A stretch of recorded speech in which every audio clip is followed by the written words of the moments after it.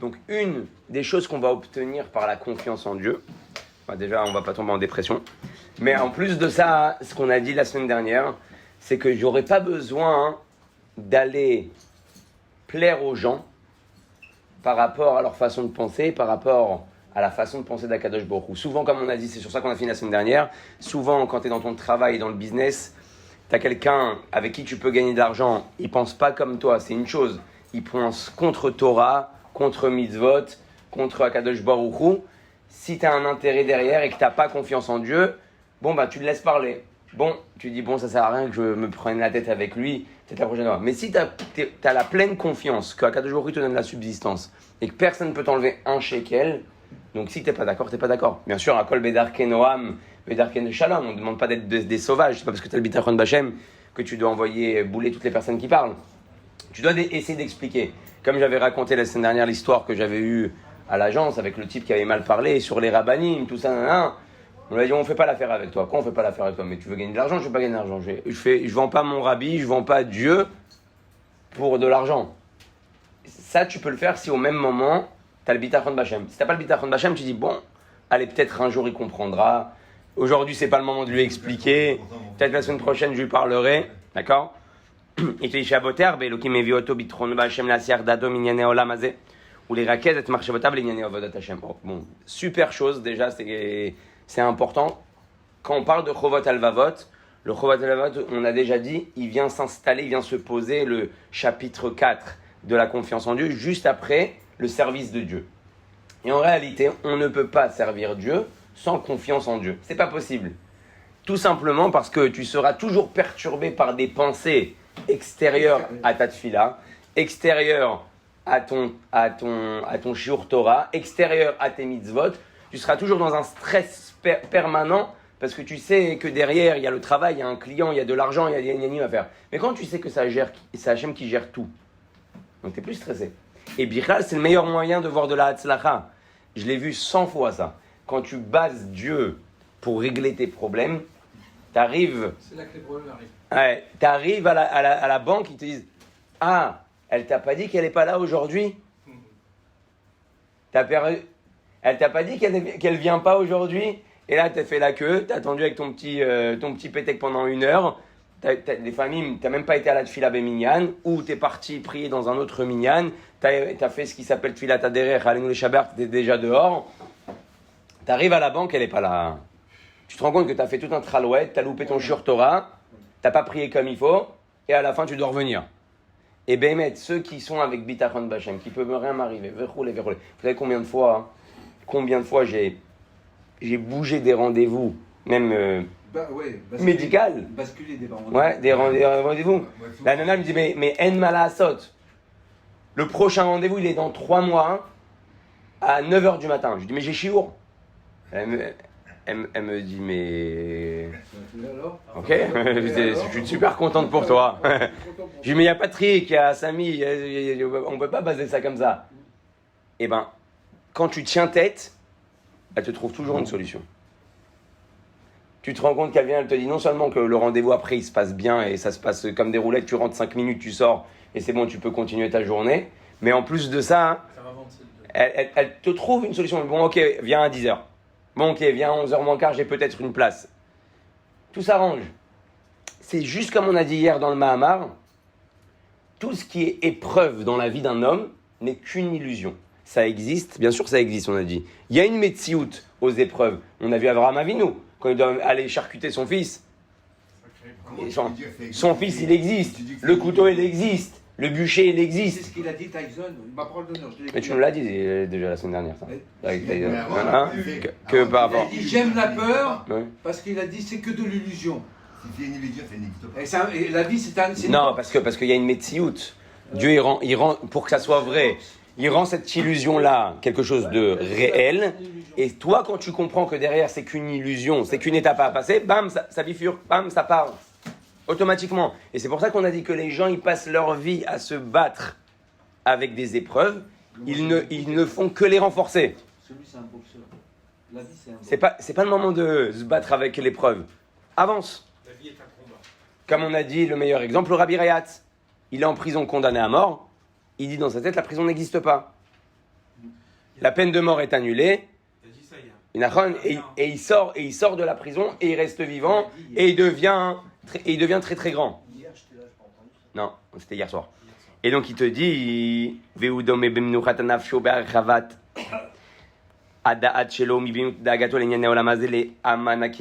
maintenant on va parler, on a dit il va ressembler à ce fameux personnage qui a une machine à imprimer des billets. Pourquoi on ramène tout le temps ça à l'oseille? Parce qu'on est mal à saute, on est juif. Et notre tête, elle marche beaucoup pour comment trouver l'argent. On a bien vu, quand l'Am Israël est sorti, ils se sont installés derrière l'ouverture de la mer Rouge. Ils sont restés jusqu'à qu'il y ait écrit que Moshe a dû les prendre et les tirer à Har Sinaï. Ouais, ils étaient tous assis, alors qu'il y a écrit que quand ils sont sortis d'Égypte, ils sont tous sortis avec minimum, avec minimum des centaines de Dan chacun. Dan, je sais pas comment on dit au pluriel. Après qu'ils sont sortis d'Égypte avec tout l'argent d'Égypte, quand la mer Rouge elle s'est fermée, que tout l'argent des Égyptiens est ressorti, ils sont restés au bord de l'eau pour ramasser encore l'argent. Ils sont venus avec leur alors Al-Pi Chassidout. Pour récupérer l'argent des Égyptiens. Ouais, Al-Pi Chassidout, il y a quelque chose qui est extraordinaire là-bas. Ils n'ont pas fait ça pour l'argent, pour dire je récupère encore des sous. Surtout qu'ils vont se taper 40 ans dans le désert. Et avec de l'argent, tu fais pas grand-chose dans le désert. Donc c'était pas pour ramasser que de l'argent, c'est que comme là-bas il y avait les nitzotzot d'Égypte, les étincelles, les parcelles divines que le Ham Israël avait eu pendant des années, pendant 210 ans qu'il était en Eretz Mitzrayim. Donc quand ils sont sortis, ils ont juste récupéré toutes ces nitzotzot là. Alors, il y a un moment où Moshe, il va leur dire, bon, c'est bon, les nitzotzot. C'est bon, stop, les nitzotzot, c'est bon, vous avez fait ce qu'il faut. Allez, les nitzotzot, c'est les étincelles divines. Alors, ce qu'on a expliqué. Ils vont servir pour le Mishkan. Dans chaque matière du monde, les scientifiques appellent ça des énergies, ils appellent ça comment ils appellent ça? Des neutrons, exactement, des neutrons. Mais en réalité, c'est ce qui s'appelle des parcelles divines. Des électrons, parcelles divines. Parcelles divines, c'est la vitalité de chaque chose qui vient par Dieu. Et donc, chaque fois que tu touches quelque chose, c'est pour ça qu'il y a écrit... C'est quoi ta question? Qu'est-ce qu'il faut dire avec toute cette richesse sur les Égyptiens pour aller tuer les Juifs? À l'époque, le minhag de tous les rois, pour motiver les Chayalim à sortir en guerre, ils sortaient avec tous les trésors du pays. Ils prenaient l'argent du pays dans leurs chars, ils leur remplissaient les chars d'argent et d'or en leur disant si vous gagnez la guerre, c'est à vous. Donc c'était un moyen de motiver les Chayalim. Et donc il te dit donc le Bala Kimika, c'est quoi le Bala Kimika dans le Chovat Al-Vavot? On est rochet ou bdil le Kesef, al-dir Chochma ou Maase, velo od et la Shaboter Belokim olé à l'auto Amanikimaka Vasarai Tronot. C'est vachement matérialiste. On voit bien que le niveau de l'Égypte était un niveau très haut matériel. Pour dire qu'il leur proposait de la matérialité pour aller à la guerre. Tu te rends compte? Non, c'est la fameuse histoire. C'est pas tout le monde qui a acheté C'est la fameuse histoire qu'il y a eu avec Yosef Hatzadik. Que la fameuse question que le rabbi pose, comment tu reconnais pas ton frère? Ça n'existe pas de pas reconnaître son frère. C'est pas possible, c'est même pas logique d'Al-Pi Torah. Quand tu vois, des fois on a dit, tu vois un ami à toi qui était en classe avec toi, en 6e, où il était avec toi, tu le reconnais, même il a changé, il a grossi, il a grandi, il a une barbe, tu le reconnais, tu dis on était ensemble à l'école. Un air de famille. Alors il dit, comment c'est possible que les frères, ils reconnaissent pas leur propre frère? Alors le rabbi il dit comme ça, qu'en réalité, les Shvatim, ils savent que Yosef, c'est Yosef Hatzadik. Mais dans perception des choses des Shvatim, c'est pas possible qu'un roi soit tzaddik. Un roi d'Égypte soit tzaddik. Donc c'est comme ça qu'ils ont oublié la possibilité que c'est leur frère. Ils n'ont même pas regardé la possibilité que c'est leur frère. C'est pas possible. Autant d'argent, autant de matérialité, autant de Hervata Haaretz, l'endroit le plus tamé du monde à ce moment-là, que notre frère reste tzaddik, c'est pas possible. Et notre frère, c'est impossible qu'il ne soit pas tzaddik. Il est tzaddik depuis sa naissance. Donc c'est pas le roi d'Égypte. Et c'est là quand il leur dit je suis votre frère, il leur montre la différence qu'il y a entre Yosef Hatzadik, que lui c'est un Roé Neeman qui va... Il y a plusieurs tzadikim. Il y a des tzadikim qui se séparent de la matière du monde. Et il y a des tzadikim qui rentrent dans le monde. Et Yosef Hatzadik, il fait partie de ces tzadikim-là, qui rentrent dans le monde pour le raffiner. Et ça, à cette époque-là, ils ne comprennent pas les Shvatim. Ils sont tous ce qui s'appelle Roetson. Roetson, c'est tous des bergers. C'est quoi un berger? Un berger, c'est quelqu'un qui est avec la nature. Justement, il n'est pas matériel. Les bergers, en général, ils sont très spirituels. Ils sont du matin au soir dans des champs. Ils font une bodé toute la journée, ils parlent à Dieu. Je vous ai raconté qu'en Milouim, je suis avec un katzin, un officier qui est berger. Il n'est pas religieux. Il a des rastas jusqu'en bas du dos. Et quand ça parle de Torah, ça bifurque tout le temps en mode Torah, parce qu'il voit quelqu'un avec une barbe en Milouim. Tac, tu te fais attaquer. C'est toujours lui qui se met de mon côté et qui défend, on va dire, la Torah et les mitzvot. Et tu le regardes, tu te dis, mais quel rapport? Et tu parles avec lui, tu vois que le type, il est très, très, très, très spirituel. Pourquoi? Parce qu'il est attaché à la nature, il est attaché aux animaux, il est attaché au ciel et à la terre.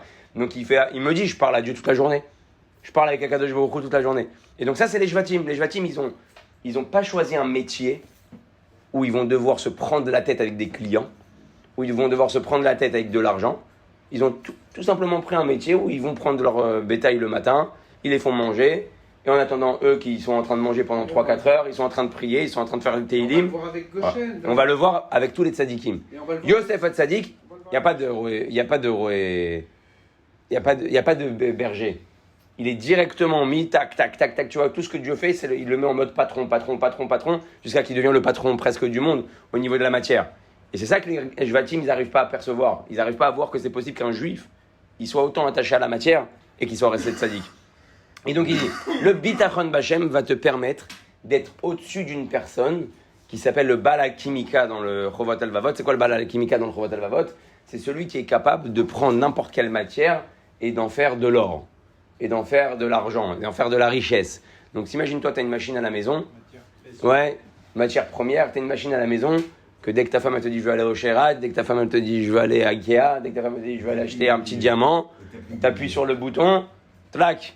Ouais. Ok, vas-y. Combien le diamant? 15 000, clac. Combien le bijou? 20 000, clac. Ouais. Logiquement, tu es censé dormir la nuit tranquillement, Nahon. Tu es censé ne pas avoir de soucis. Non. Pourquoi? Pourquoi il n'y a pas que l'argent, il n'y a pas que les soucis d'argent. Alors non, justement, ça prend 90% de notre tête. Baruch Hashem, on souhaite à tout le monde d'être en bonne santé. Mais en règle générale, la pensée de l'homme quand il va dormir et quand il se lève le matin, c'est que la parnassa, quasiment. Ah bon? Bêta. Allez, vaille, et ça serait pas que ça. Si ça serait pas que ça, on passerait plus de temps pour l'éducation de nos enfants, on passerait plus de temps pour notre shlom bayit, on passerait plus de temps pour des choses vraiment valables. La plupart des choses qu'on réfléchit toute la journée, c'est comment, t'as vu, il a gagné 2 milliards de dollars aux États-Unis, le loto. Ils ont fait le tirage 2 milliards et 2 milliards et 1 milliard et 20 millions et 70 millions la cagnotte. Tu vois ce qu'il y a dans la tête des gens? T'aimerais pas gagner 70 millions au loto? On n'y pense pas sans arrêt. La parnassa, c'est sans arrêt. Bravo. Tout est parnassa. Si tu es détaché de la partie matérielle, tu sais que ça vient. Tu t'en soucies pas, tu as un métier, tu gagnes ta vie. Ça, c'est le bitachon b'Hashem. Et même ça, c'est le bitachon b'Hashem. Il est milliardaire. Il a tous les comptes. Tout dépend ad kama, on a dit, le bitachon b'Hashem, c'est la réaction au moment où arrive quelque chose. Si la banque t'appelle et te dit « Bonjour, monsieur Cohen, est-ce que vous pouvez venir ?» Qu'est-ce qui se passe? Pourquoi? Tout va bien? Ouais. Si à ce moment-là, tu as un petit coup de stress, c'est que tu n'es pas à 100% bitachon b'Hashem. C'est comme ton histoire avec le chèque et la banque qui t'ont appelé, etc. Que tu as eu là. J'en ai eu plein. Hein? Non, avec, comment ça s'appelle? Yvette? Non. Avec Lisette. Elle m'appelle plus, elle. Lisette, elle m'appelait, il y avait une période où elle m'appelait tout le temps, elle me pourrissait la vie. Je vais vous dire, pour vous dire comment Dieu il fait les choses. C'était ta banquière. Ouais, c'était ma banquière attitrée. Elle m'a rendu fou, celle-là. Mais Kitsour, j'en avais une avant, c'était une russe, elle était pire. Il y avait Lisette, souvent elle m'appelait, ouais, il faut mettre de l'argent, ouais, il faut mettre temps, ouais, il faut mettre ci, ok. Un jour, elle m'appelle, il y a quelques années de ça, elle m'appelle, elle me dit, Aaron vient d'Achouf à la banque. Tout de suite. Je lui dis, je peux pas, je suis à la tfila. Elle me dit, ok, Ataod Mesachek. En plus de ça, tu joues avec le feu, genre, tu joues avec le feu. Ok, t'es d'Alecha, Ayom Yeshchekim, papa. Si tu viens pas tout de suite mettre de l'argent, on renvoie tout, on fait tout sauter. Alors, la pression, ouais. Je dis, ok, je viens après le shiur, à 10h. Et pendant tout le shiur Kanirek, ce jour-là, on a étudié ça aussi, ouais. J'ai profité de sortir le Chovat Alvavot. Pendant tout le shiur, je me renforce en mode Bitachon Bachem. J'arrive là-bas. Elle me dit, bon, écoute, faut qu'on t'annonce. T'es plus dans le carré VIP de la banque. J'avais un carré VIP, c'était genre, ça c'est le pire des choses. Quand la banque elle te dit t'es en VIP, c'est qu'elles vont t'entuber d'une manière pas normale. Ils vont te mettre des crédits sans arrêt. À chaque fois que tu vas t'asseoir, tiens, tu veux pas 20 000, tiens, tu veux pas 30 000, tiens, tu veux pas 50 000, tiens, tu veux pas, tiens, tu appuies sur un bouton, t'as même pas besoin de remplir des papiers. Rien. Même pas rien. Tu dis ok, elle te dit ok. Ils placent des produits, c'est tout. Ouais, exactement, ils te font de la vente. Bon bref, c'est comme ça d'ailleurs que je me suis retrouvé plus en VIP. Donc l'autre, pendant 2-3 ans, elle me casait des petits crédits à la conso, et un petit crédit par-ci, un petit crédit par-là. Et de malassote, quand on est jeune et pas mature, on dit oh super, 20 000 comme ça, oh bon, très bien, combien de temps? Bon, en un an, je l'ai remboursé facilement, et vers rouler. Et du coup, après, on est étranglé. Donc j'arrive là-bas, bon écoute, voilà, on va t'annoncer que maintenant, à partir de maintenant c'était choquant parce que j'ai eu l'habitude pendant 4-5 ans, j'allais à la banque, je faisais pas la queue, je prenais pas de rendez-vous. Et d'un coup, on me dit, tu passes au premier étage. Je dis, premier étage, il y a quoi au premier étage? Elle me dit, premier étage. Je vais là-bas, je vois là un monde. Je vois le petit truc rouge là avec les tickets. J'ai dit, c'est quoi ça? Tous les mal. Ouais, les mal au point. Ouais, tous les mal au point. J'ai dit, mais c'est quoi ça? Je lui dis, mais quoi, je vais devoir faire la queue là pendant 1h30? Elle me dit, ouais, genre, à partir d'aujourd'hui, c'est comme ça, tu vois. Je dis, voilà, ils m'ont jeté sans parachute, tu vois. Je dis, bon, ok, c'est-à-dire, Akol Mina Shamaim. Je dis, Akol Mina Shamaim. Je dis, et bien, mettre à ce moment-là, dans mon cœur, je ressens pas de regret, d'amertume, de dommage, ah punaise, à partir de maintenant, voilà, ça va être une galère. Je dis, Akol et Tova. J'arrive après 1 heure devant la banquière, maintenant la nouvelle attitrée. Elle me dit, ah, Zahata, Ken, ok. Il faut cartisser Ashray Shelcha. Ils sont tes cartes bleues. Ouais. Je dis, elles sont là dans ma poche. Ouais. Elle me dit, ok. Elle me dit, tu peux me les donner? Je lui dis, ouais. Pourquoi? Elle les prend et je vois, elle prend le ciseau. Elle les coupe. Plaque. Comme ça devant toi. Je dis, tu fais quoi là? C'est des animaux. Hein? Elle me dit, ah, c'est Ora Mia Bank, c'est une directive de la banque. T'as dépassé les misguerettes, les trucs. Ça, les tu peux plus dépenser. Pac. Je lui dis, je la connais même pas. Je lui dis, Lisette, Toda Rabat. Et Toda Rabat. Elle me dit, quoi Toda Rabat? Je lui dis, Lisette, je lui dis, je te connais pas, mais j'ai le sentiment qu'on va bien s'entendre, moi et toi. Ouais, elle me dit, ah bon? Maintenant, elle me dit, t'as ton checking, t'as tes chèques? Je lui dis, non, mes chèques, je lui dis, les chèques, ils sont à la maison. Elle me dit, bon, ben, ça sert à rien, ils sont morts. Ils sont... À la rue. Ok. Et je dis, quoi? Elle me dit, tu peux commander si tu veux une carte casse-pommade. C'est une carte juste pour de la tirette. Tu tires de l'argent s'il y a de l'argent. Bon, super. Normalement, tu montes au premier étage, tu dis peut-être que je vais vers le haut, mais en fait, c'est tout le contraire. Comme la poste. Et je sors de là-bas, mais en pleine confiance, j'appelle ma femme, je dis, je t'abarre chez Mola, voilà. Elle me dit, mais comment on va faire? Je lui dis, t'inquiète pas, il n'y a pas de soussaille. À Koltov, c'est pas possible que Dieu nous mette en galère, c'est impossible. 3 jours plus tard, je reçois un courrier dans la boîte aux lettres. J'ouvre. La carte gold. Je vous promets que c'est vrai. J'ouvre la boîte aux lettres. Je reçois une carte bleue American Express Gold. Alors, je vous promets que c'est vrai. Et si vous voulez, je vous ramène mon ancien téléphone portable. Je vous montre les WhatsApp que j'ai envoyés à mes amis. Un rêve. J'envoie la photo de la carte bleue, la carte Gold. Amex, ouais. Amex, non, t'as eu l'Amex. Voilà. Ouais. Mais avec qui je reçois le truc? Je dis, bon, il doit avoir un problème. Ça doit pas marcher ou un truc comme ça. Je l'essaye tout de suite. Je vais direct au supermarché. Je prends 2-3 trucs. que clac, ça passe. Elle est belle. C'est bon. On est en mode gold. Et comme ça pendant, imagine-toi le truc de fou, pendant 2 ans, la banque, elle pense que je suis bloqué.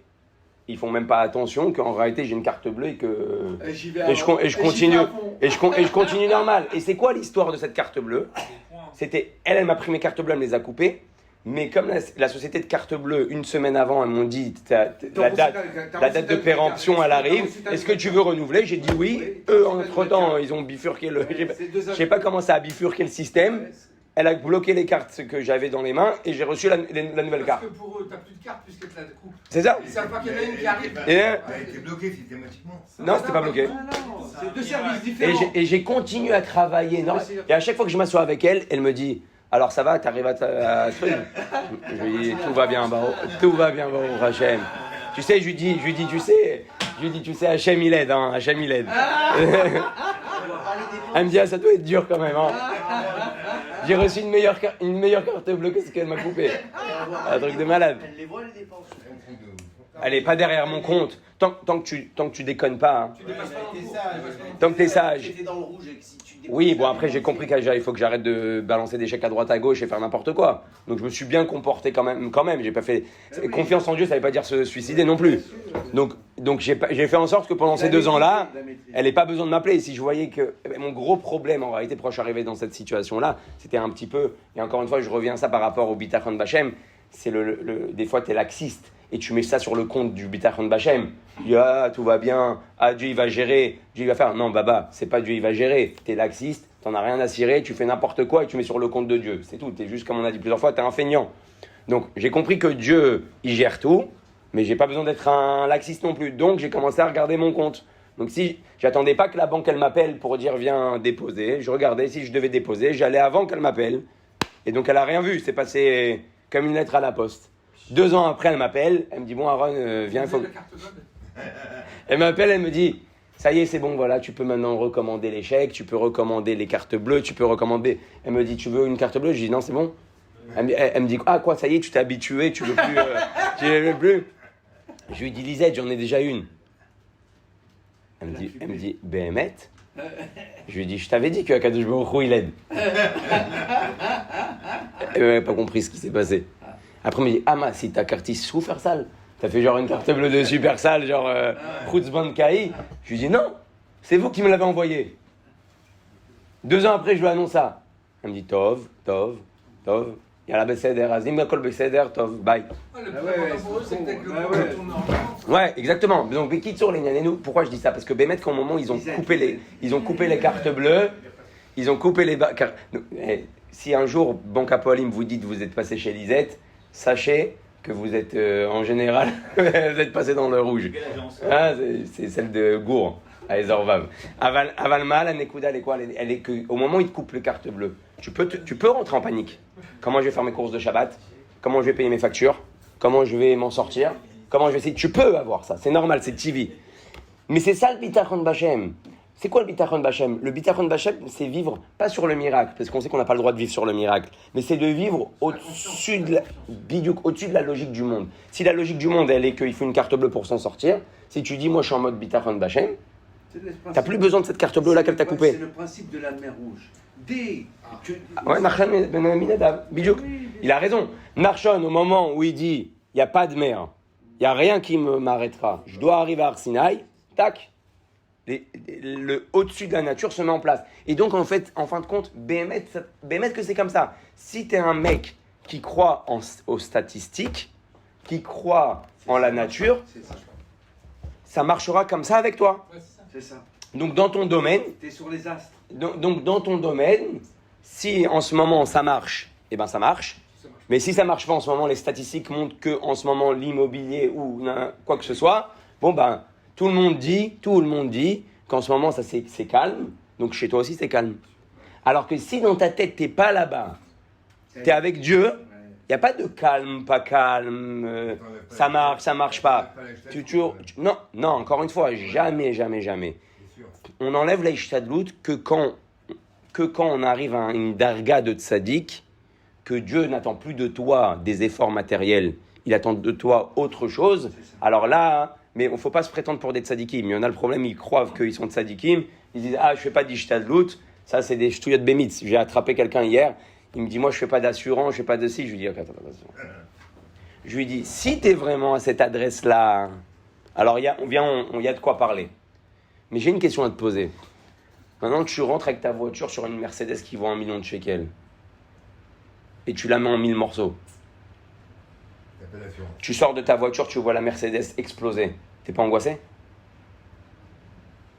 T'es pas angoissé, rien. Il s'est rien passé. Tu dis, Kol Mina Shamayim, 1 million de shekels. Je vais chercher 1 million de shekels. Lui va m'envoyer 1 million de shekels.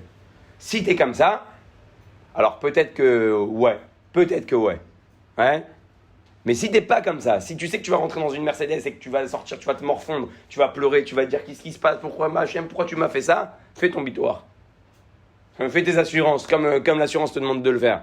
Donc c'est ça le problème, il ne faut pas se tromper à quel niveau on se retrouve. On n'est pas forcément Yosef Hatzadik, on n'est pas forcément Moshe Rabbeinu. Alors oui, on doit leur ressembler, mais il y a des fois des situations où Dieu ne veut pas que tu leur ressembles à ce moment-là. Ce n'est pas ton rôle. Ton rôle, il n'est pas d'être à la maison, attendre que la manne elle tombe. Ton rôle à toi, c'est Ishtadlut. Donc c'est pour ça qu'à chaque fois qu'on fait un cours de Chovat Alvavot, nous on n'est pas dans un mode où sinon on serait tous là à étudier la Torah à 10h00, on ne serait pas en stress. Vite, il faut faire Kaddish, vite, il faut aller au travail. Ouais. On n'est pas encore à ce niveau, on se dit, bon, allez, c'est pas grave, aujourd'hui je peux étudier jusqu'à 1h, je peux étudier jusqu'à 2h. À Kol Beseder, Dieu il gère ma journée. Donc ça sera pour Bezrat Hashem pour bientôt. Mais la Nekuda, les Pshuta, tu dois automatiquement coller la Ishtadlut avec le Bitachon. Qu'est-ce que c'est Ishtadlut? La Ishtadlut, c'est l'effort. Les efforts que tu fournis, c'est ça qui va prouver est-ce que tu as ta confiance en Dieu ou pas. Comme on a dit 100 fois, de ne pas faire et de recevoir, c'est pas une chorma. De pas faire et recevoir, t'es pas un boter bachem, t'es juste un sommaire sur le miracle. Ça peut arriver dans la vie. Des fois tu fais rien et ça tombe, c'est vrai. Ça marche pas tous les coups. Mais c'est pas là-bas que Dieu il veut que tu sois. Dieu il veut que tu ailles au travail, Dieu il veut que tu emmènes ta parnassa et que dans ta tête c'est Dieu. Ça c'est ce qui s'appelle avoir confiance en Dieu. Travailler à la sueur de ton fond. Donc, il te dit maintenant un mec il a une machine à imprimer des billets. Il veut, logiquement, une bonne partie de ses soucis, ils sont estompés. Ouais, le petit-fils, il vient, il a besoin d'aller en vacances. Tiens, que j'imprime $2000. Tiens, prends $2000, mon fils. Tiens, quoi, toi aussi, tiens, tu veux quoi, tu dois payer ton loyer. Tiens, viens, prends $1000. Et comme ça, toute la journée, il a une machine qui lui imprime des vrais billets, pas des faux billets. Ouais. Des vrais billets.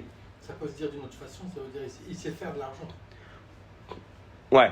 Spécialement fabriquer de l'argent, c'est dans l'exemple faire de l'argent. Dans l'exemple qui ramène il y a 1000 ans, parce que ce livre-là, il a à peu près 1000 ans.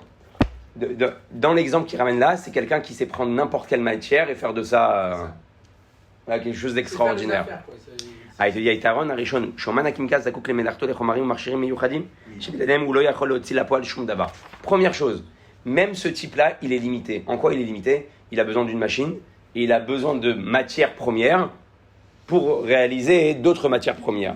Donc, combien même il veut fournir quelque chose, il dépend de quelque chose. Si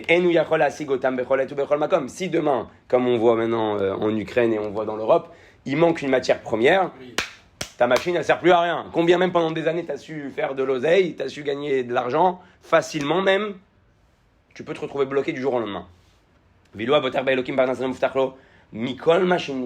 Celui qui a confiance en Dieu, Dieu peut lui donner sa subsistance avec n'importe quoi. Il peut devenir riche avec des cacahuètes, il peut devenir riche avec des pistaches, il peut devenir riche avec des sésames, il peut devenir riche avec n'importe quoi. Si Dieu il a décidé, c'est fini. Comme le rabbi l'a demandé, tu sais, qui veut devenir riche. Ouais, que tu m'as raconté. Ouais, et il y a un des mecs qui a levé la main. Ouais, il y en a trop. Ouais.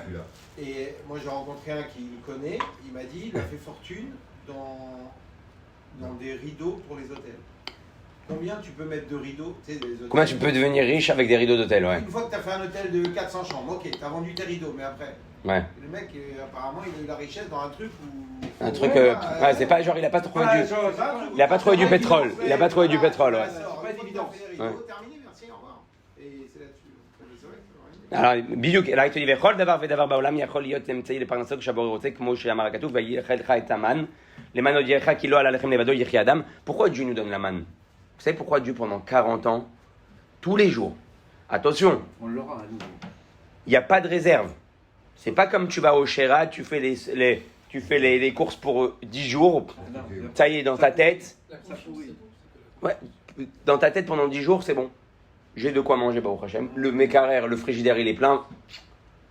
Baruch Hashem, yom yom. Pendant 10 jours, tu as confiance dans le Mekarer. Ouais. Pas qu'il tombe. Ouais. Tu dis, bon, Baruch Hashem, il y a ce qu'il faut dans le Mekarer, j'ai 10 jours devant moi. Dieu, pendant 40 ans dans le désert, il nous fait ce qu'il s'appelle les tironoutes. Il nous fait ce qu'il s'appelle les exercices militaires. Pendant 40 ans, tous les jours, tu te lèves le matin, suspense. Il y a ou il n'y a pas. Ouais. Et tous les matins, tu ouvres la porte, tu trouves ta portion pour nourrir ta famille. Tu ne peux pas garder, ça pourrit. Donc il n'y a pas de placard, il n'y a pas de réserve. Le soir, tu vas dormir, il n'y a pas comme les enfants, ils viennent maintenant, ils ouvrent les petits lus, les trucs, j'ai faim, j'ai mis un petit goûter. Tout ça, il n'y a plus rien dans le placard, tu dois attendre demain matin. Et si demain matin, il n'y a pas, qu'est-ce qu'on fait? Il n'y avait pas qui recevait pas. Tout le monde recevait. La question, elle était ouais. Proche ou loin. Il y en a qui paraît qu'ils Devant la porte, on prenait en double, mais Ouais. ils pourrissaient. C'est ça. Bidiouk. Et Bidiouk. Non mais c'est dur.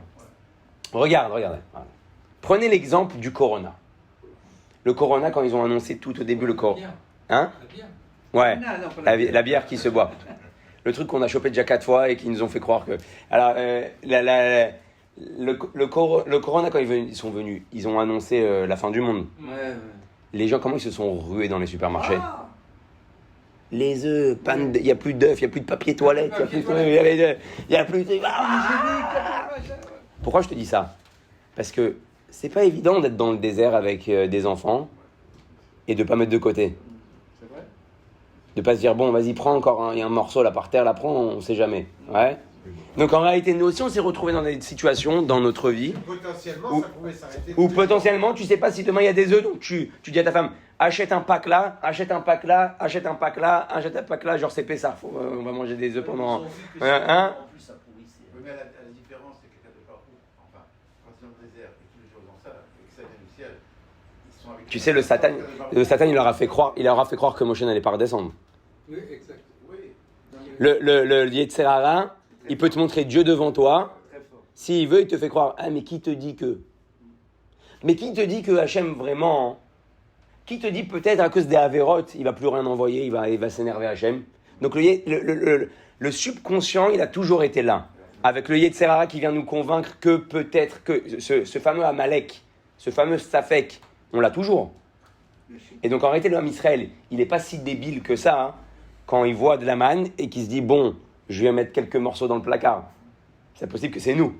C'est possible que Bémet, c'était nous, parce qu'on dit qu'on est le Gilgoul de cette génération-là. Donc ça se trouve, nous-mêmes, on a pris ces morceaux-là, on les a mis de côté et ça a pourri dans notre maison. Donc en réalité, pendant 40 ans, Dieu nous fait ce qui s'appelle les tironoutes, tous les jours, pour nous dire, tous les jours que quand tu vas arriver et que tu vas aller travailler, et même tu as fait des réserves à Osherad, ne crois pas que c'est les réserves qui te donnent à manger. Tous les jours, tu reçois la manne. Tous les jours, tu reçois la manne. De la même manière qu'en Égypte. Mais sauf que tu ne le vois pas que c'est la même manière qu'en Égypte. Mais tous les jours, on reçoit notre portion. Sans s'en rendre compte en réalité. Pour nous, c'est devenu normal. Y avait-il pas un miracle dans le Mishkan, puisqu'il y avait la manne? Oui, la tzitzenet manne. Elle pourrait séparer. Pourquoi ils ont pris des morceaux de manne quand ils sont arrivés en Israël et qu'ils n'auraient plus la manne? Ils ont pris un souvenir, tzitzenet manne. Et pourquoi ils ont pris cette tzitzenet manne? Pour une raison. Ils savaient le truc qui allait arriver. Quand les Bnei Israël vont rentrer en Eretz Israël et qu'ils vont maintenant travailler, quand les Chachamim vont leur dire, vous êtes où, on ne vous voit plus au Shur Torah, vous êtes où, on ne vous voit plus au Tfilot, et qu'ils vont dire quoi? Parnassa, va venir une génération qui va dire quoi? L'argent tombe du ciel. C'est là que ça vient, là-bas. Et là, on montrera au Béné Israël la tzintzenet man qu'on avait accrochée au Beth Amikdash. On dit oui, l'argent tombe du ciel. Ah, merci. C'est juste pour ça qu'on a gardé en souvenir. Donc là, il dit comme ça. Donc, Cette manne, on l'a perdue. On la retrouvera à la fin des temps. les man odicha ki lo alachem evdo, ki ala kol motza pi Hashem yichi adam, shari lo cheserim laboret v'zayin leparnasat adam bechol et bechol makom, כמו שידוע לו lecha me'uvdot shel Eliyahu Hanavi, comme on avait dit l'exemple avec Eliyahu Hanavi. Eliyahu Hanavi se retrouve où? Il fuit la reine qui veut le zigouiller. Il se retrouve dans le désert, pas d'eau, pas à manger. il va manger quoi? Des figues? Il n'y en a pas non plus. Il n'y en a pas non plus. Non, il n'y en a pas. Il n'y en a pas. Ouais. Même un caroubier. Hachem, il lui envoie des corbeaux. Ils vont chercher des caroubes. Ouais. Des corbeaux qui vont lui... Pas des caroubes, ils vont lui emmener de la viande. Ah oui, de la viande. À Eliyahu Hanavi, ils vont lui emmener de la viande, des repas, hop, steak haché, tout ça, tout ce qu'il faut. Il se retrouve dans le désert, et c'est qui lui emmène Les corbeaux. l'oiseau le plus, Maudit. pas forcément maudit, mais le plus arzari, le plus sauvage. Et- C'est le corbeau, il n'a pas de pitié même pour ses propres enfants, il a rien à cirer. Il a faim, il bouffe ses gosses. C'est le plus intelligent. Hein? C'est le plus intelligent. C'est peut-être le plus intelligent, mais il n'est pas Les censé... animaux les plus intelligents. Il n'est pas censé venir t'emmener à toi à manger dans le désert alors que lui-même, il donne pas à manger à ses enfants, il laisse ses enfants crever, genre débrouille-toi. D'après les scientifiques et ce qu'ils leur font faire, les exercices. Non, ils sont intelligents. Ils les mettent dans des cages, ils prennent une balle, ils savent la rentrer, ils savent la faire sortir. Ils leur font... ouais. ont le niveau d'un enfant de 6, 7, 8 ans. Ouais. Ah oui, quand même. Ouais, j'ai vu une émission comme ça, ils leur font des pièges et ils arrivent à s'en sortir Hier, comme... Hier, j'étais à la plage, j'avais le corbeau, il était là, sur la vue de papa, il s'est levé. Et moi, j'étais comme ça, il y avait le robinet, tu sais, qu'on lavait les pieds comme ça. Il me guettait, il vient doucement, il regarde, il me guette, et tout doucement, moi j'appuie sur le bouton où elle coule comme ça. Il attend que la récolte vienne rigoler d'eau, pas pour avancer, il attend que la récolte Viens jusqu'à lui, tac. Il fait comme Même ça. c'est tous les. Non, mais ça veut dire C'est des réflexes, mais... Non, mais eux, ils servent chercher les sachets dans les poubelles. Non, mais regardez l'histoire de Eliyahu Hanavi, comment elle est contradictoire. Il pleut et ils vous mettez. Eliyahu Hanavi, il voit que l'homme Israël, ils font n'importe quoi. Ils sont avec le Melech Achav à l'époque. Ils font n'importe quoi. Attends, Michael. Ils font n'importe quoi. Très vrai. Ils font n'importe quoi. Ah, Eliyahu Hanavi, il prie pour qu'il n'y ait plus de pluie. Il prie pour qu'il n'y ait plus de pluie. Donc en fait, en fin de compte, quand Eliyahu Hanavi, il arrête la pluie, tout le monde est en galère de Parnassa. Il s'est arrêté la pluie pour lui-même. Lui, non seulement il a arrêté la pluie, donc il n'y a plus à manger pour personne. En plus de ça, il est dans le désert. Et c'est les corbeaux qui lui donnent à manger. Pourquoi? Dieu il te dit, quand je dois donner la parnassa à quelqu'un, il n'y a rien qui peut faire en sorte d'arrêter la venue de la parnassa à la personne. Il n'y a rien. Et donc c'est pour ça qu'en fait les gens, ils se battent toute leur vie avec des gens. Il m'a volé, il m'a pris, il m'a fait, il m'a donné, il m'a truc, il m'a marre. Et si j'avais su, et si j'avais pas su, et c'est grâce à moi qu'il est comme ça. Et je l'ai mis là, et regarde ce qu'il m'a fait, et regarde, voilà. T'as rien fait du tout. C'est Dieu qui l'a mis là. Ouais, Hachem Merim ou Mashpil, c'est Dieu qui élève les gens. C'est Dieu qui rabaisse Shalom des fois les gens. Et donc ça fait partie de ses épreuves à la personne. Mais en fin de compte, personne t'a rien pris. Personne peut te prendre, c'est ton compte. C'est ce que tu mérites. Exact. Tu prends ce que Dieu a décidé. Personne t'a rien volé. Alors, vous pouvez poser une autre question. Alors, ça veut dire quoi? Alors, quoi ça sert, Tu te fais voler. Tu dois rien dire? Et le mec qui vole, c'est sa parnassa? Non. Là, Chovat, tu vas dire, oui, effectivement, Quoi ça sert, tous les tribunaux il aurait pu recevoir sa parnassa d'une manière cachère. Dieu, le seul libre arbitre qui nous laisse dans la parnassa, c'est comment tu vas aller chercher cette parnassa-là. Il t'a donné un budget, $1 million, tu peux le prendre de toutes les manières que tu veux.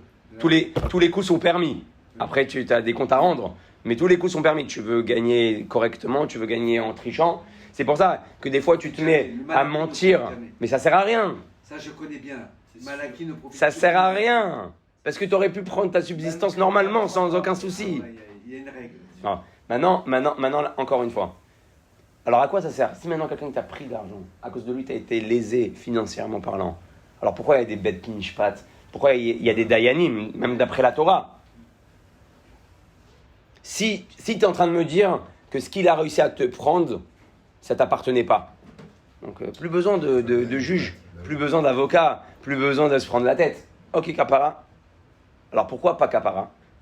Vous savez pourquoi? Parce que quand t'emmènes un juif, je parle pas de Bet Mishpat, je parle d'un din Torah, ouais, tu fais ça pas forcément pour récupérer ton argent. Oui. Tu fais ça justement pour pas qu'il recommence. C'est-à-dire que même quand tu prends un juif en Bet Mishpat, C'est une leçon. à part le fait que tu lui donnes une leçon, et c'est pour ça qu'il ne faut pas aller avec la haine, il ne faut pas aller avec la rage. C'est un petit coup, non? C'est tu le répares. Et si les juges décident qu'il doit te rembourser, il te remboursera. Et s'ils décident que non, Non, c'est juste faire une justice. Mais ça veut dire quoi? C'est-à-dire que Béhémet, la personne qui t'a volé, en réalité, elle ne peut pas te prendre vraiment quelque chose qui t'appartient. De toute façon, ça te reviendra. Personne ne peut te léser en réalité. Ça fait de la bitachon, ça aussi. Ouais. C'est que du bitachon. Comment tu... Encore une fois, on ne dit pas d'être des pigeons. Tu dis pas venez me bananer. C'est pas ça le but. Tu dois faire tout ce qui est en ton pouvoir, d'après les lois de la nature, pour être pas arnaqué. Tu t'es fait arnaquer, tu t'es fait... Oh. Alors il dit comme ça. Ima orvim, ima isha almana, ima ugat aretzafim vatzaparat amaim, ima uvda shel Ovadia anevim. Oh, Eliyahu Hanavi va se retrouver dans une maison où la femme va dire à Eliyahu Hanavi, je peux pas te donner à manger. Elle est veuve, elle a des enfants, on a à peine un petit peu de shémen pour faire un gâteau. Eliyahu Hanavi lui fait comme Baba Salé, il lui dit t'inquiète pas. Et le cas de shémen non-stop, qui est tous remplis. Et tout ce qu'elle fait, ça se vide pas. Non, mais il dit après, elle est devenue très riche. Alors il te dit, Venemar Kifirim Rachou Veraevu, dans Shachem le Yerseru Choltov, on le dit dans le Birkat Hamazon, Kifirim Rachou Veraevu, ceux qui pensent, qui se dirigent tout seuls. Kifirim, c'est Milachon Kofer. Celui qui n'a pas de confiance en Dieu en réalité, Rachou Veraevu, à la fin il se retrouve toujours en galère. Vedorshe Hashem, celui qui demande Dieu, Lo Yerseru Choltov. Ils manqueront jamais de rien. On le dit dans le Birkat Hamazon tous les jours. Lo Yerseru Choltov, donc de quoi t'as peur? Tu connais Carrefour à Paris? Carrefour. C'est ce qu'ils disent, jeu positif. Jeu positif, c'est ça. Neymar, Hirou, parce que je crois que t'es... Ok, d'accord, je crois que c'est par rapport à Kéfirim, tu me l'as dit, Carrefour. Hirou est Hachem Kedoshav, qui est une marsor l'iréav. Ok, donc premier avantage. Quelqu'un qui n'a pas confiance en Dieu, il a des machines pour faire de l'argent, il a le savoir-faire pour faire l'argent, mais il peut à n'importe quel moment lui manquer de la matière première, ou sa machine peut tomber en panne, il se retrouve bloqué. Et on lui dit, ah, c'est le corona, on peut venir que dans 3 semaines, on peut venir que dans 1 mois, on peut venir que dans 2 mois réparer. Et pendant 2 mois, il galère. Pendant 2 mois, il est en panique. Et là, il te dit, Taron Hacheni. On peut continuer un petit peu.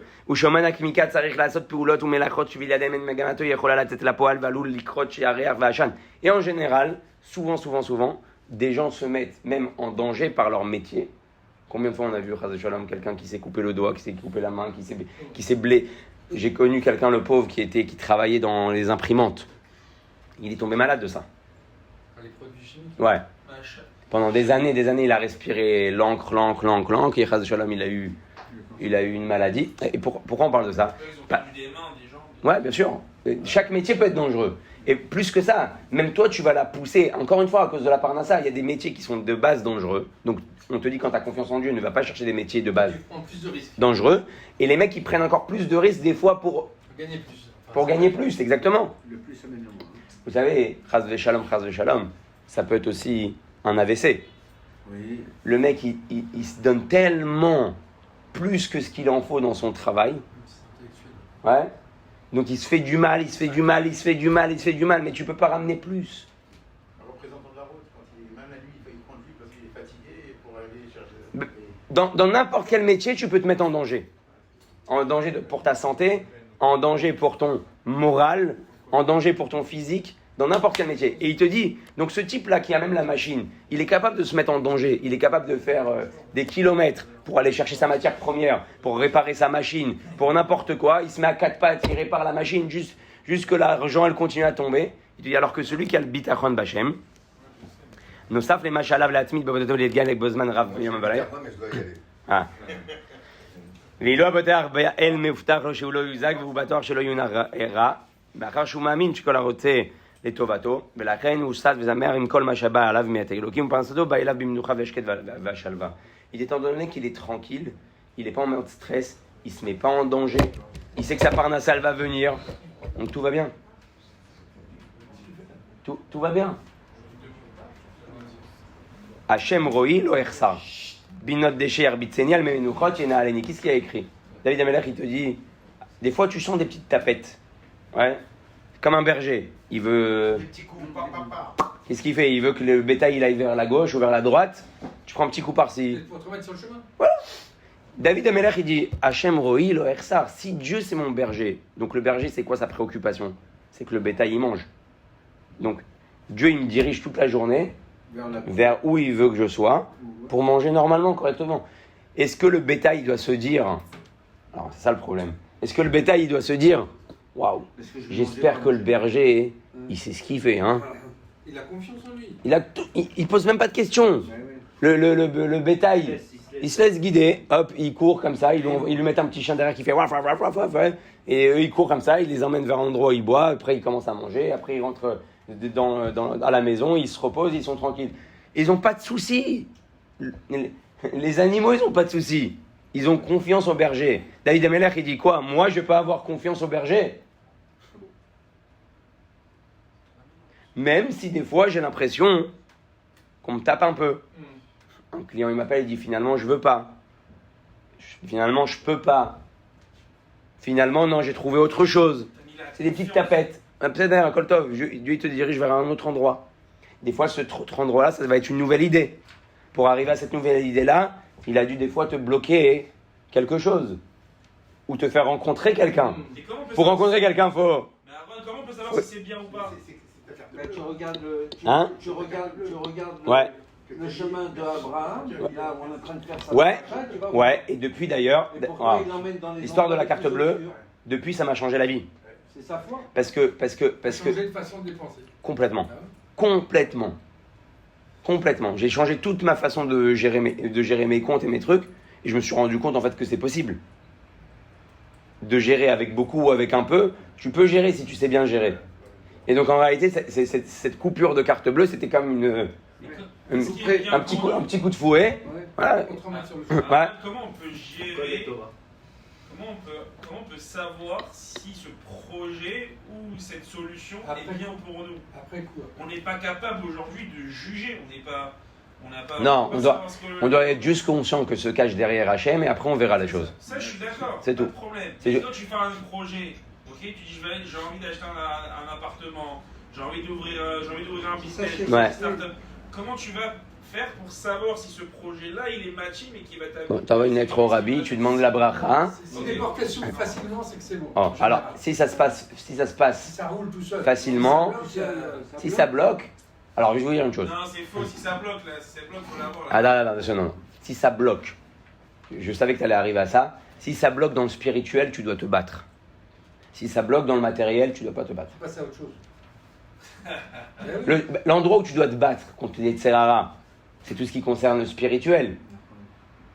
Le reste, il n'y a que de la confiance, c'est ce qu'il dit depuis tout à l'heure. Ouais, c'est ça. Donc, quand le Tserara, il me met des bâtons dans les roues pour faire Torah au Mitzvot, là je comprends qu'il faut que je me batte. Mais quand tu vois qu'il y a des bâtons dans les roues avec... C'est comme je vais vous dire une fois. Une fois, il y avait un appartement un client qui est venu. Il est venu de France. Il s'assoit avec nous à l'agence. Voilà, je veux donner mon appartement en gestion, tatati, tatata. Ok, il n'y a pas de problème. Il est où? 1, 2, 3, 4. Il n'y avait que des problèmes depuis le début. Le mec, on lui demande le passeport, il ne nous envoie pas le passeport. Le mec, on prend rendez-vous avec lui, il vient pas au rendez-vous. Les engrenages, ça se grippe. Ouais. Après, il nous annonce que c'est pas lui le propriétaire. En fin de compte, c'est quelqu'un de sa famille, le propriétaire. Mais comme lui aussi, il a des parts dans la maison et que le propriétaire ne sait pas gérer sa maison, donc il n'est pas d'accord que le propriétaire, papa pip, papa. Et il est tout le temps comme ça. Et moi, je vois le truc de loin, je dis... Oh. Perds ton temps. Passe à autre chose. Ouais. Et bref, il revient à l'agence. Je vous en prie. Mon collègue, il décide, il dit, bon, ok, d'accord. Ils font les démarches, ils lui envoient tout par mail, on lui annonce qu'on a un locataire, il dit, c'est bon, signé, avancé, je passe vous voir cet après-midi. Ok, donc il s'assoit avec le locataire, il signe, il passe pas à nous voir l'après-midi. Ouais. D'un coup, on a la personne de France qui nous appelle. Ouais, c'est quoi cet embrouille? Qu'est-ce que j'ai entendu? Vous avez loué mon appart? Vous êtes en train de louer mon appart? Vous êtes à baba. Et ça crie, tout ça. On rappelle l'autre. On dit, mais qu'est-ce que tu es en train de nous faire? C'est quoi ce charabia là? Dis-moi, c'est pas... T'as cru que t'es à Barbès ou quoi? On n'est pas en train de jouer avec de la marchandise. C'est ton appart, c'est pas ton appart. T'inquiète pas, je règle l'histoire. L'autre, il nous rappelle, bon, il m'a expliqué Mais bon, c'est pas normal. Mais bon, je vais en Israël le mois prochain. On s'assiera, on parlera. Tout était bancal comme ça depuis le début. On a continué. On a eu Que des galères. Mal de tête. Ça part tendu, Des maux de ça tête. finit on tendu. appelle. Des pendant maux 5 ans. Ah Ça nous a pas miner lâché. la tête. Ah, ouais, ouais. Pendant 5 ans. Pour gagner quoi? Pour rien gagner du tout. Ben, prise de tête. Pas gagner du tout, pour perdre. Mais Mal de tête. Pour perdre. C'était ton étape. c'est Pour l'étape. terminer chez les avocats, pour terminer chez les tribunaux, pour terminer chez les trucs. De toute façon, il y a Pour une- perdre. Il y a une valeur temps qu'on n'a pas. C'est-à-dire comme la question qu'il pose. Ouais. Sur le moment, est-ce que ça marche ou ça marche pas? Exactement. Nous, le temps, on le voit tout de suite. Prends du recul. Dans la vie, il faut prendre du recul. Tu vas voir qu'avec le temps, c'est là que tu vois. Des fois, regarde, moi je suis veuf. Sur le moment, tu te dis c'est pas bien, c'est pas bien. Après coup, tu dis bon, ben voilà, tu comprends ce que je veux dire? C'est comme ça dans la vie. Si tu t'arrêtes à tout de suite, T'arrives pas à Et être même objectif. Dans des projets, Ouais. il faut prendre du recul, il faut garder son sang-froid, quoi. Rester calme et tout.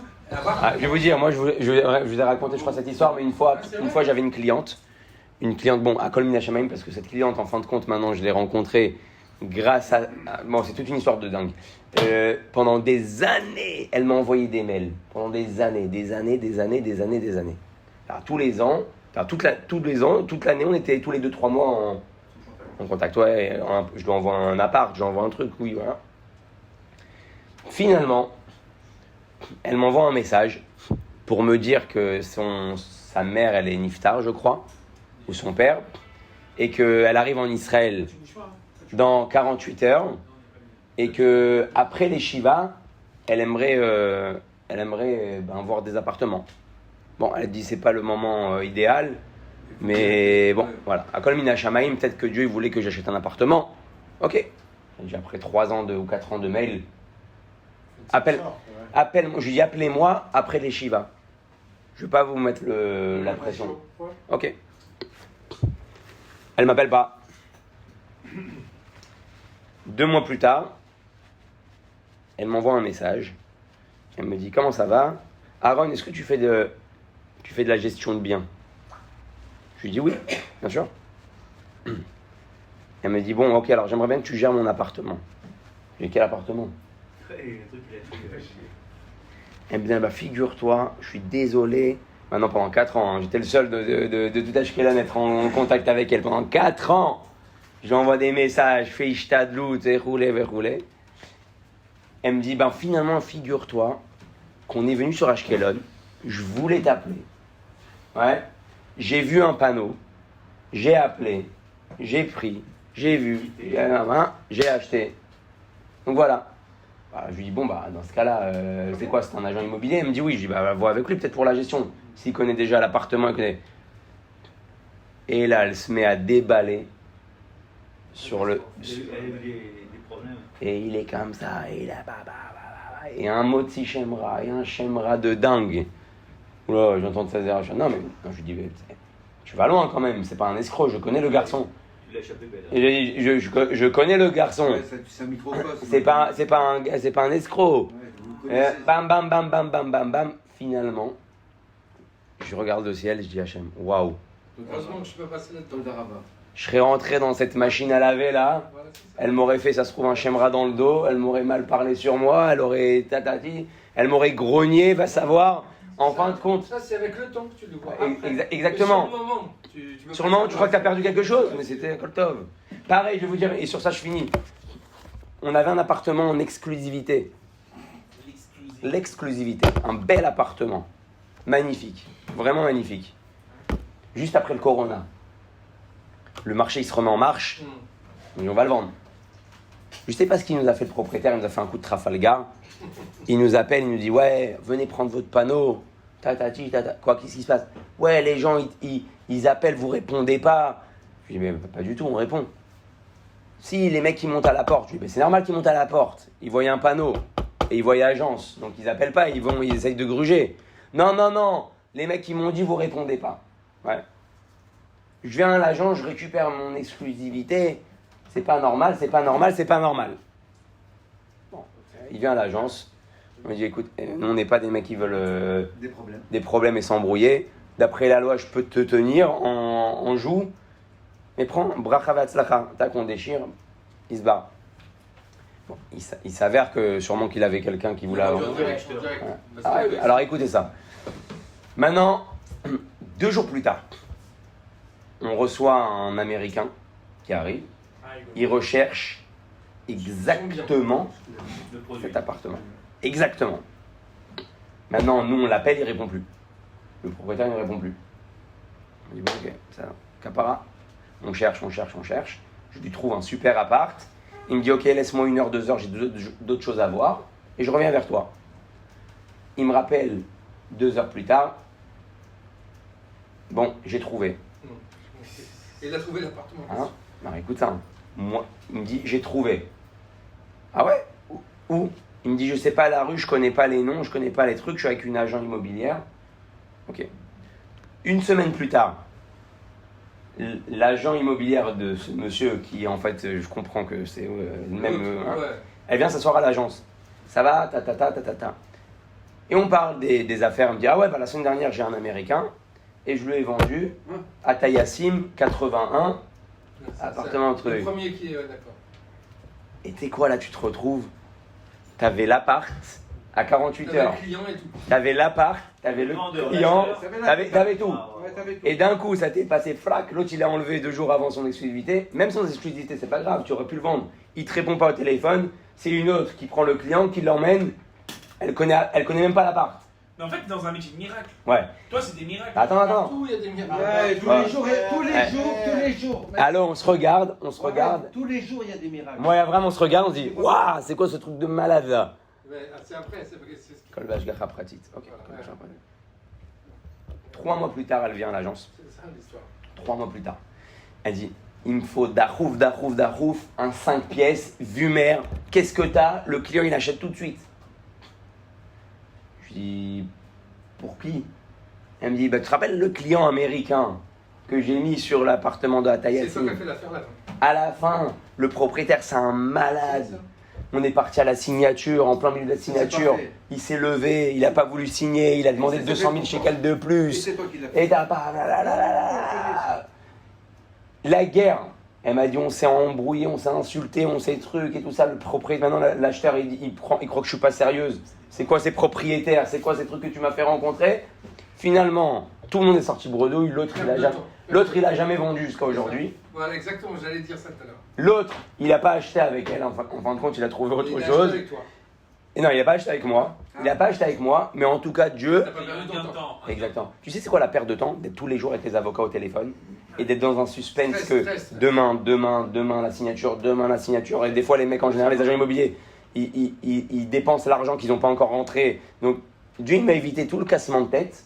Alors qu'au moment, tu dis, j'avais l'appart, j'avais le client. Si tu sais te sortir de la Tmouna, c'est pas pour toi. À Koltov. Il faut apprendre dans la vie à dézoomer. Parce que Ouais. comme ça. Tu prends comme ça, Ouais. tu vois les problèmes. C'est plus des problèmes. Parce que regarde, tu regardes, il y a une poubelle, c'est pas dur une poubelle. Ouais. Tu la vois de près comme ça. Ouais. Par où je vais la prendre? Tu sais pas, c'est ça le problème. Comment je vais la prendre? Tu la vois là, ah bah il y a 2 poignées. Ouais. C'est évident. Tout, il faut dézoomer. Dézoomer. Et quand tu dézoomes avec du calme. Et c'est ça, on peut dézoomer que si on a confiance en Dieu. Ah oui, ça oui, bien sûr. Ah oui. On est Minyan. Il manque un là. Rabbi Hanania Ben Akshon,